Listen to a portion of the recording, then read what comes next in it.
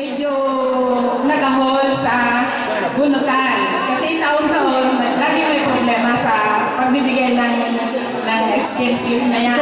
Ang gusto ko sana, yung bunutan na tayo, personal na pagbibigayan tayo. Ang kaso hindi nangyari ng general meeting natin. Kaya may discussion.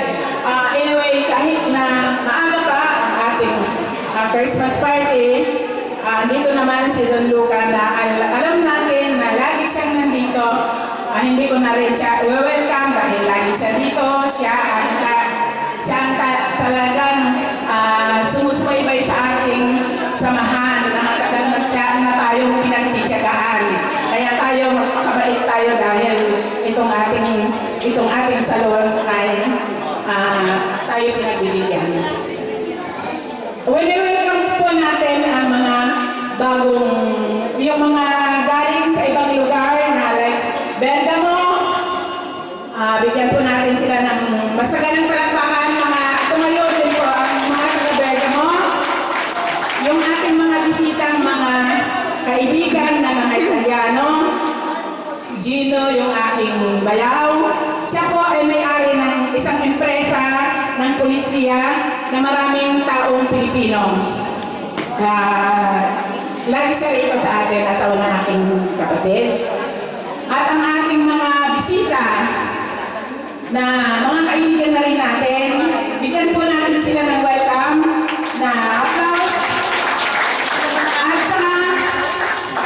At saka gusto ko na rin magpasalamat bago ko makalimutan yung mga nagbigay, nag-donate ng mga pagkain na hindi alam din po natin nasa bayos natin na ang ginagastos natin dito sa party natin na 3 times a year, kinukuha na natin sa pundo.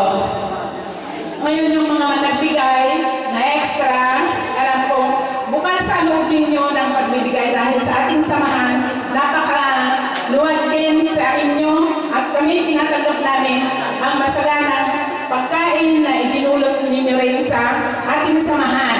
Diyan ako humahanga sa ating samahan dahil sa hirap at inhawa tayo nagtutulungan.